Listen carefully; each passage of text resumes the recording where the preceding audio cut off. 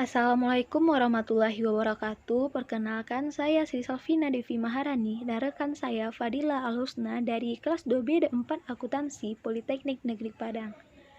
Pada video kali ini kami akan membahas mengenai penjualan konsinyasi, terjual sebagian dan retur dengan menggunakan metode laba terpisah dan metode laba tidak terpisah. Pertama, saya akan menjelaskan. Misalnya di sini, Mrs. Vina ingin menitipkan produk kompor listrik ternamanya pada Mrs. Fadila. Diketahui bahwa Mrs. Fadila ini memiliki toko yang cukup besar dan tiap harinya ramai didatangi pembeli. Pada hari itu juga, ternyata Mrs. Fadila menyetujui kerjasama tersebut. Mrs. Vina sebelumnya sudah menyiapkan perjanjian kerjasama mereka. Berikut adalah informasi mengenai kerjasama Mrs. Vina selaku pengamanat dan Mrs. Fadila selaku komisioner. Yang pertama yaitu ada jumlah unit yang dikirim tiap bulan. Sebanyak 25 unit, harga jual per unitnya Rp2.250.000. Uang muka komisioner Rp20.000 per unit. Sewa gedung milik komisioner yaitu Rp250.000 per bulan. Komisi untuk komisioner adalah sebesar Rp300.000 per unit dan pengiriman laporan dilakukan per bulan. Di sini, Mrs. Vina bersedia menanggung seluruh pengeluaran yang berkaitan dengan barang konsinyasi. Mrs. Vina meminta Mrs. Fadila untuk menanggung seluruh pengeluaran yang berhubungan dengan barang konsinyasi selama proses penjualan, yang nantinya langsung saja dipotong dengan penjualan per bulannya. Mrs. Vina meminta Mrs. Fadila untuk melakukan pembayaran via bank dan pelaporan melalui via mail agar tidak terlalu merepotkan Mrs. Fadila mengantarkan langsung. Nah, setelah mengetahui informasi apa saja yang ada di dalam perjanjian Mrs. Vina dan Mrs. Fadila, kita masuk ke transaksi 1, yaitu Mrs. Vina mengirimkan produk kompor listrik kepada Fadila dengan HPP barang yang tadinya Rp1.100.000 per unit. Nah, maka akan terjadi pencatatan akuntansi untuk transaksi 1 ini pada tanggal 2 Maret 2020. Yang pertama, jumlah unitnya kan ada 25 unit, sedangkan HPP-nya yaitu Rp1.100.000 per unit. Maka akan dikalikan Rp1.100.000 dikali 25 unit, maka dapat Rp27.500.000. Maka Mrs. Vina selaku pengamanat pada metode laba terpisah dengan pencatatan virtual akan mencatat pada bagian debitnya itu konsinyasi keluar Rp27.500.000 dan pada bagian kredit persediaan barang dagang Rp27.500.000. Pada transaksi ini, Mrs. Fadila tidak akan melakukan pencatatan karena barang tetap menjadi milik Mrs. Vina selaku pengamanat sampai barang tersebut laku terjual. Sedangkan pada fisikal dengan metode laba terpisah yaitu pada bagian debit konsinyasi keluar Rp27.500.000 dan pada bagian kredit yaitu pengiriman barang dagang Rp27.500.000. Selanjutnya, jika dengan metode laba tidak terpisah, pada pencatatan virtual, Mrs. Vina mencatat yaitu pada bagian debitnya persediaan barang konsinyasi Rp27.500.000 dan pada bagian kreditnya itu persediaan barang dagang Rp27.500.000. Sama seperti metode laba terpisah, Mrs. Fadila tidak melakukan pencatatan atau no entry. Sedangkan dengan proses pencatatan fisikal tidak dilakukan pencatatan apapun baik dari pengamanat maupun komisioner. Nah, kita masuk ke transaksi 2 pada tanggal 2 Maret 2020, yaitu di mana pengamanat membayar kurir untuk mengantar barang konsinyasi ke gudang komisioner. Mrs. Vina membutuhkan jasa kurir untuk membantunya mengangkut barang ke gudang komisioner. Pembayaran dilakukan secara tunai sebesar Rp250.000, sedangkan komisioner menunggu barang komisionernya di tokonya. Maka akan terjadi pencatatan akuntansi untuk transaksi yang kedua ini. Misalnya dengan menggunakan metode laba terpisah dengan pencatatan virtual, maka Mrs. Vina akan mencatat pada bagian debitnya konsinyasi keluar Rp250.000 dan pada bagian kreditnya kas kecil Rp250.000. Di transaksi ini, Mrs. Fadila tidak melakukan pencatatan sama sekali karena yang melakukan pembayaran ongkos kirim adalah Mrs. Vina sebagai pengamanat. Sedangkan dengan menggunakan metode laba terpisah pada pencatatan fiskal akan dicatat yaitu konsinyasi keluar Rp250.000 dan kreditnya kas kecil Rp250.000 sama. Sedangkan pada metode laba tak terpisah, maka pada bagian virtual dan fiskal, Mrs. Vina mencatat yaitu beban kurir Rp250.000 dan pada kreditnya kas kecil Rp250.000. Masuk ke transaksi 3 pada tanggal 3 Maret 2020. Sesuai kesepakatan antara pengamanat dengan komisioner, komisioner wajib membayar uang muka sebesar 20.000 per unit dan nantinya akan dipotong dengan hasil penjualan sesuai dengan barang yang terjual. Kita masuk ke dalam pembahasan jurnalnya. Pencatatan yang akan terjadi pada transaksi 3 pada tanggal 3 Maret ini yaitu jumlah uang mukanya. Kan satunya 20.000, maka kita ada barang 25 unit. Maka 25 unit kali 20.000 yaitu sebesar 500.000. Pencatatan dengan menggunakan metode laba terpisah dengan menggunakan pencatatan perpetual maupun fiskal adalah sama. Pada pengamanat, yaitu Mrs. Vina pada bagian debit, kas banknya 500.000 dan pada kreditnya uang muka komisioner 500.000. Dan pada Mrs. Fadila, komisioner, pada bagian debitnya uang muka pengamanat 500.000 dan pada bagian kreditnya kas bank 500.000. Pada metode laba tak terpisah, dengan pencatatan perpetual dan fiskal, sama juga dengan jurnal yang dicatat dengan menggunakan metode laba terpisah di atas tadi. Nah, kita masuk ke transaksi 4 pada tanggal 5 Maret 2020, yaitu pengamanat menyewa gudang milik komisioner untuk menyimpan barang miliknya agar tidak rusak dan hilang. Komisioner menetapkan sewa sebesar 250.000 per bulan. Kita masuk ke dalam pembahasan jurnal pencatatan akuntansi untuk transaksi 4 pada tanggal 5 Maret 2020.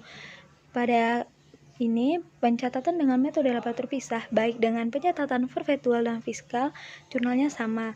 Pada bagian Mrs. Vina, yaitu pengamanat, pada bagian debitnya konsinyasi keluar 250.000 dan kreditnya kas bank 250.000. Sedangkan pada Mrs. Fadila sebagai komisioner, pada bagian debitnya yaitu kas bank 250.000 dan pada bagian kreditnya pendapatan sewa gudang 250.000. Sedangkan dengan menggunakan metode laba tak terpisah, pencatatan perpetual dan fiskalnya juga sama. Pada bagian pengamanat, debitnya itu beban sewa gudang 250.000 dan pada bagian kreditnya kas bank 250.000. Sedangkan pada bagian Mrs. Fadila yaitu pada bagian debitnya kas bank 250.000 dan kreditnya pendapatan sewa gudang 250.000. Masuk ke transaksi 5 pada tanggal 6 Maret 2020, yaitu pada saat Mrs. Fadila melakukan pengecekan barang komisi di gudang, terdapat 4 unit kompor listrik yang rusak. Karena kompornya ini tidak bisa menyala, Mrs. Fadila segera mengembalikan kompor tersebut pada Mrs. Vina. Mrs. Fadila membayar upah angkut untuk mengantar kompor ini sebesar 45.000. Kita masuk ke dalam pembahasan jurnal. Nah, pada pencatatan akuntansi untuk transaksi 5 ini, yang pertama kita mencatat mengenai retur dulu. Kan tadi returnya sebanyak 4 unit kompor dikali HPP-nya 1.100.000. Jadi 4.400.000. Pada metode laba terpisah, pada pencatatan perpetual yaitu Mrs. Vina mencatat pada bagian debitnya persediaan barang dagang 4.400.000 dan pada bagian kreditnya konsinyasi keluar 4.400.000. Sedangkan pada fisikalnya bagian debitnya dicatat pengiriman barang dagang 4.400.000 dan pada bagian kredit konsinyasi keluar 4.400.000. Di sini, Mrs. Fadila tidak melakukan pencatatan apapun. Sedangkan pada metode laba tak terpisah, pada bagian perpetual, Mrs. Vina mencatat yaitu pada bagian debit persediaan barang dagang 4.400.000 dan pada bagian kredit persediaan barang dagang konsinyasi 4.400.000. Sedangkan dengan pencatatan fisikal, Mrs. Vina tidak melakukan pencatatan atau no entry. Nah, masih pada transaksi yang kelima, kita mencatat pencatatan akuntansi untuk transaksi 5 yang selanjutnya itu upah angkut barang retur sebesar 45.000. Jadi, pada di sini yang membayar tuh yaitu komisioner. Jadi, pada transaksi ini, Mrs. Vina selaku pengamanat tidak melakukan pencatatan apapun. Sedangkan pada metode laba terpisah, pada pencatatan perpetual maupun fiskal, Mrs. Fadila melakukan pencatatan yang sama, yaitu pada debit konsinyasi masuk 45.000 dan pada bagian kredit kas kecil 45.000.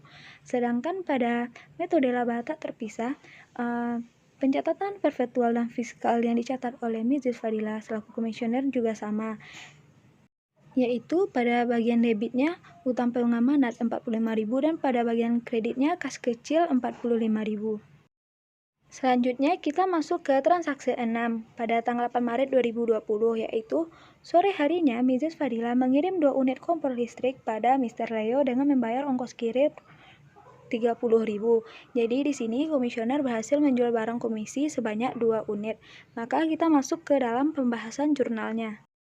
Nah, pada transaksi 6 ini, maka di sini Mrs. Vina selaku pengamanat tidak perlu melakukan pencatatan apapun karena yang melakukan penjualan yaitu komisioner Mrs. Fadila. Jadi pada metode laba terpisah, pada pencatatan perpetual dan fiskal, jadi pencatatannya ini sama, yaitu pada bagian debit kas kecil 4.500.000 dan pada bagian kredit konsinyasi masuk 4.500.000. Selanjutnya pencatatan dengan metode laba tak terpisah pada perpetual dan fiskal yang akan dicatat oleh Mrs. Fadila, yaitu pertama ada persediaan barang dagang pada utang pengamanat sebesar 3.900.000. Angka ini didapat dari penjualan 2 unit kompor dikurang 2 unit komisi. Jadi penjualannya di sini kan jumlahnya 4.500.000, sedangkan 2 unit komisi di sini maksudnya setiap barang yang dijual oleh komisioner akan mendapatkan komisi 300.000. Jadi 2 kali 300.000 yaitu 600.000. Jadi 4.500.000 dikurang 600.000 maka dapat 3.900.000. Jurnal yang kedua pada metode laba terpisah perpetual yaitu pada bagian debitnya ada kas kecil pada penjualan barang dagang 4.500.000 dan di metode pencatatan dengan perpetual akan dibuat HPP-nya dengan jurnal HPP pada persediaan barang dagang 3.900.000. Sedangkan pada metode laba tak terpisah pada pencatatan fiskal, pencatatannya pada debit pembelian barang dagang 3.900.000, kredit utang pengamanat 3.900.000, dan pada debitnya lagi kas kecil 4.500.000 dan pada kredit penjualan barang 4.500.000. Nah, masih pada transaksi yang keenam yaitu pada upah angkut. Pada transaksi ini, Mrs. Vina tidak perlu melakukan pencatatan apapun karena yang membayar upah angkut di sini adalah komisioner. Jadi, pada metode laba terpisah, pada pencatatan perpetual dan fisikal, Mrs. Fadila mencatat yaitu konsinyasi masuknya 30.000 pada bagian debit dan pada bagian kreditnya kas kecil 30.000. Sedangkan pada metode laba tak terpisah dicatatnya yaitu pada bagian debit utang pengamanat 30.000 dan pada bagian kredit kas kecil 30.000. Metode ini maupun pencatatan perpetual dan fisikal pencatatannya tetap sama. Baiklah, kita masuk pada transaksi 7 pada tanggal 15 Maret 2020. Pada saat Mrs. Fadila melakukan pengecekan barang komisi di gudang, terdapat 3 unit kompor listrik yang rusak. Mrs. Fadila segera mengembalikan kompor tersebut pada Mrs. Vina. Mrs. Fadila membayar upah angkut untuk mengantar kompor ini sebesar 35.000. Kita masuk ke pembahasan jurnal. Yang pertama yaitu pencatatan akuntansi untuk transaksi 7. Kan returnya 3 unit. HPP-nya 1.100.000. Jadi di sini pada transaksi ini Mrs. Fadila tidak melakukan pencatatan apapun dan yang melakukan pencatatan adanya Mrs. Vina yaitu sebagai pengamanat pada metode laba terpisah pada pencatatan perpetual. Pada bagian debitnya itu persediaan barang dagang 3.300.000 dan pada bagian kreditnya konsinyasi keluar 3.300.000. Sedangkan pada fiskalnya pada bagian debit pengiriman barang dagang 3.300.000 dan pada bagian kreditnya konsinyasi keluar 3.300.000. Sedangkan dengan menggunakan metode laba tak terpisah, pada bagian perpetual Mrs. Vina selaku pengamanat mencatat pada bagian debitnya itu persediaan barang dagang 3.300.000 dan pada bagian kreditnya persediaan barang dagang konsinyasi 3.300.000. Dengan pencatatan fisikal tidak melakukan pencatatan apapun. Masih pada transaksi yang ketujuh yaitu upah angkut barang retur yang dibayar oleh Mrs. Fadila.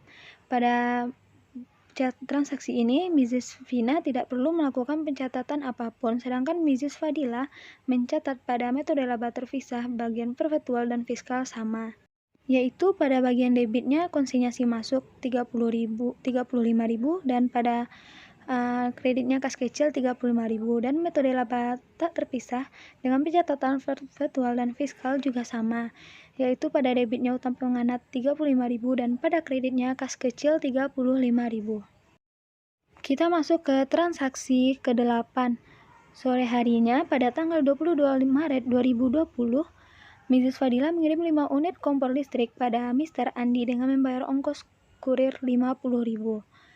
Jadi pada pembahasan jurnalnya yaitu untuk transaksi 8 ini, yang pertama yaitu kita mencatat penjualan tunainya.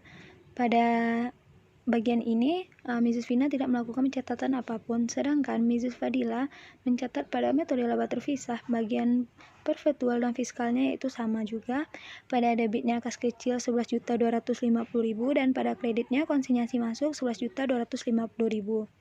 Sedangkan dengan menggunakan metode laba tak terpisah pada perpetual dan fiskalnya beda. Yang pada perpetual yaitu debit persediaan barang dagang 9.750.000 dan kredit pada utang pengamanat yaitu 9.750, debitnya kas kecil 11.250, kreditnya penjualan barang dagang 11.250 dan di debit HPP dan kreditnya persediaan barang dagang 9.750.000. Sedangkan dengan fiskal pada bagian debitnya ada pembelian barang dagang 9.750.000 dan kredit utang pengamanat 9.750.000. Bagian debit kas kecil 11.250.000 dan bagian kreditnya penjualan barang 11.250.000. Masih pada transaksi yang ke-8, pencatatan upah angkut yang dibayar oleh komisioner. Maka Mrs. Vina tidak perlu melakukan pencatatan apapun. Sedangkan pada Mrs. Fadila dengan menggunakan metode laba terpisah dengan pencatatan perpetual dan fiskal juga sama. Pada bagian debit konsinyasi masuk 50.000 dan pada bagian kredit kas kecil 50.000. Dan dengan menggunakan metode laba tak terpisah pada bagian perpetual dan fiskalnya juga sama. Pada bagian debit yaitu utang pengamanat 50.000 dan pada bagian kreditnya kas kecil 50.000. Baik, saya Fadila Husna. Pada transaksi 9, 29 Maret 2020, pengamanat mengirimkan si Alif untuk memperbaiki kompor yang rusak. Di sini, Vina sebagai pengamanat mengirimkan si Alif untuk memperbaiki kompor yang rusak dengan ongkos 30.000.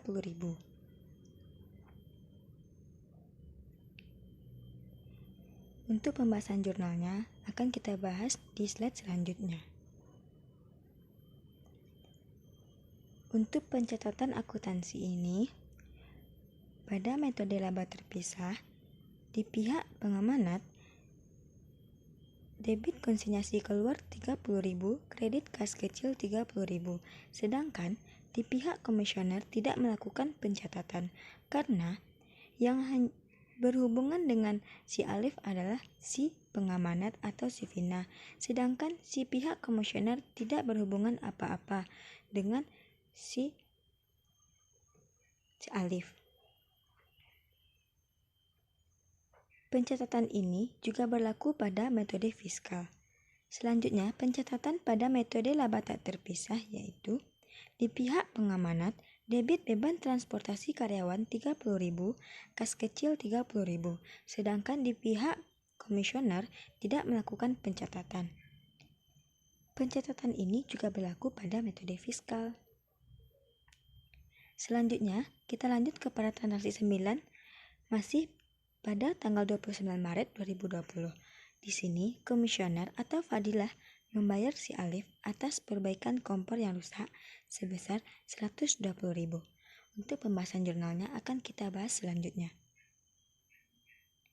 Untuk pencatatan akuntansinya, pada metode laba terpisah, pihak pengamanat di metode perpetual tidak melakukan pencatatan apapun. Sedangkan di pihak komisioner melakukan pencatatan, debit konsinyasi masuk 120.000, kredit kas kecil 120.000. Pencatatan ini juga berlaku pada metode fiskal. Selanjutnya, pada metode laba tak terpisah, pihak pengamanat juga tidak melakukan pencatatan, sedangkan pihak komisioner melakukan pencatatan, debit konsinyasi masuk 120.000, kredit kas kecil 120.000. Pencatatan ini juga berlaku pada metode fiskal. Selanjutnya, kita lanjut pada transaksi 10, tanggal 30 Maret 2020. Komisioner atau Fadilah meminta karyawannya untuk menghitung komisi yang telah diperolehnya. Di sini, barang yang sudah terlaku itu sebanyak 7 unit, sedangkan komisinya per unit 300.000. Untuk pembahasan jurnalnya akan kita bahas selanjutnya.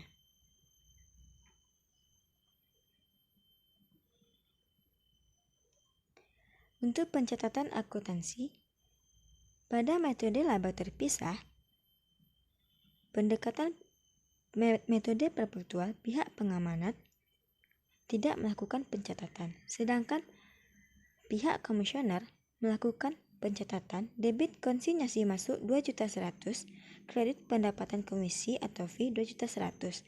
2.100.000 ini didapatkan dari jumlah unit yang terjual dikali dengan komisi per unit. Pada metode fiskal, pencatatannya juga sama dengan pencatatan di metode perpetual. Selanjutnya, metode laba tak terpisah tidak melakukan pencatatan apapun.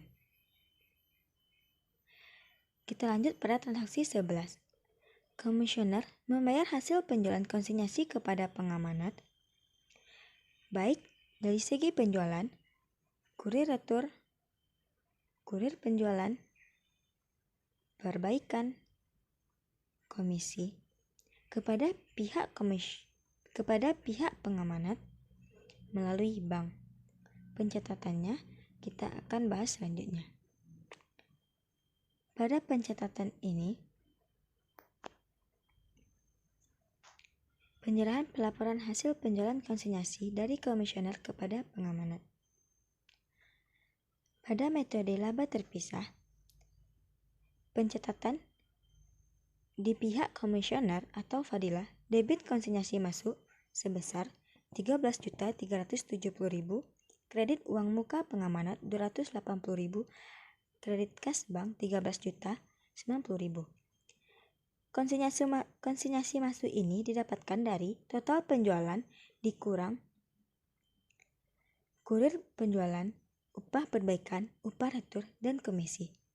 Selanjutnya, uang muka pengamanat ini didapatkan dari total unit yang terjual ditambah dengan unit yang diretur. Total uang muka dari penjualan 500.000, uang muka per unit 500.000 per 25 sama dengan 25.000.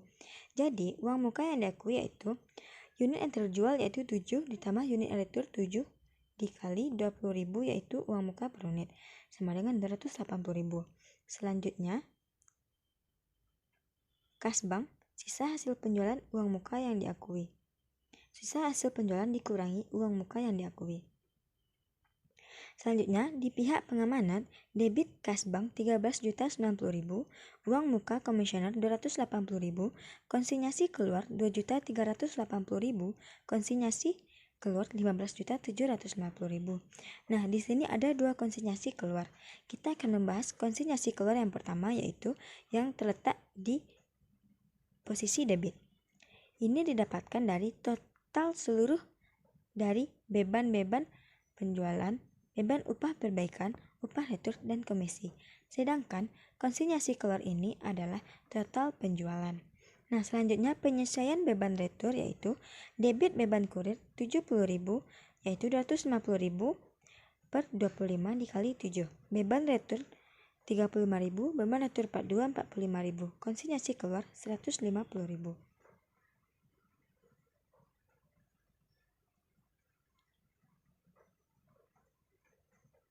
Selanjutnya, kita masuk ke pencatatan akuntansi untuk transaksi 11 31 Maret 2020 pada metode laba terpisah. Di pihak pengamanat melakukan pencatatan debit kas bank 13.090.000, debit uang muka komisioner 280.000, debit beban kurir penjualan 80.000, debit beban perbaikan 120.000, debit beban retur 80.000, debit beban komisi 2.100.000, kredit penjualan konsinyasi 15.750.000. Di sini pihak pengamanat juga mencatat HPP yaitu debit HPP 1.100.000, kredit persediaan barang dagang 1.100.000. Di pihak komisioner juga mencatat debit utang pengamanat 13.370.000, kredit uang muka pengamanat 280.000, kredit kas bank 13.090.000. Selanjutnya yaitu Tabel analisis penjualan konsinyasi. Di sini, pihak pengamanan atau FINA mencatat analisis penjualan konsinyasi. Pada saat ini, kita mengetahui total beban sebanyak 30.410.000, total terjual 7 unit 10.200.000, total retur 7 unit 7.850.000, dan yang belum terjual sebanyak 11 unit 12.360.000. Total terjual 7 unit ini dikurangi dengan total penjualan 15.750.000 akan mendapatkan laba sebesar 5.550.000. Pencatatannya yaitu untuk perhitungan laba atau rugi penjualan konsinyasi, pihak pengamanan mencatat debit konsinyasi keluar 5.550.000, kredit laba penjualan konsinyasi 5.550.000. Pencatatan ini berlaku pada metode fiskal dan perpetual. Sedangkan untuk pencatatan retur,